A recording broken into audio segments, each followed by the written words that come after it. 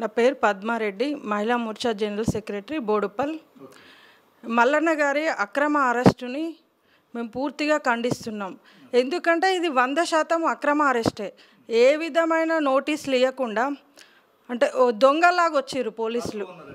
దొంగలాగా వచ్చి క్యూనిస్ ఆఫీస్ మొత్తం పగలగొట్టారు. మేము అక్కడికి వెళ్ళి చూడడం జరిగింది.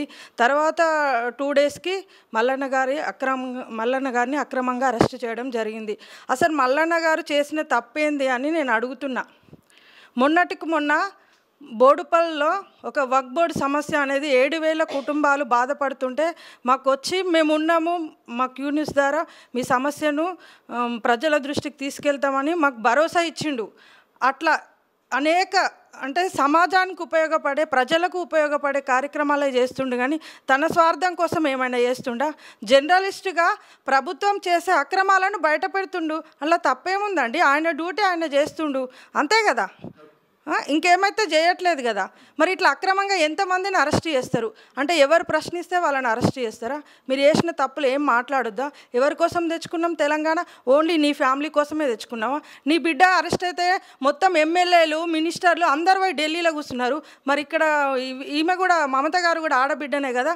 ఎంతోమంది ఆడబిడ్డలు తెలంగాణలో బాధపడుతున్నారు. మరి ఆడబిడ్డల సమస్యలు మీరు ఎందుకు పట్టించుకోరని నేను స్పష్టంగా అడుగుతున్నా. మల్లన్న గారికి మా భారతీయ జనతా పార్టీ ఎప్పుడూ సపోర్ట్గా ఉంటుంది. అట్లనే కాకుండా మమత గారికి కూడా మేము అన్ని విధాలుగా మహిళలు సపోర్ట్ చేస్తాము. ఏ కార్యక్రమం పెట్టినా తనని తీసుకెళ్తాము. తనకు జరిగిన అన్యాయాన్ని మేము మాట్లాడిస్తాము.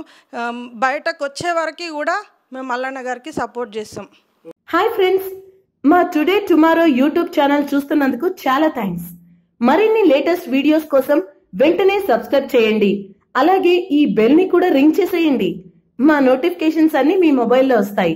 అలాగే మా వీడియోస్ మీకు నచ్చితే లైక్ చేయండి, షేర్ చేయండి, నచ్చకపోతే కామెంట్ చేయండి.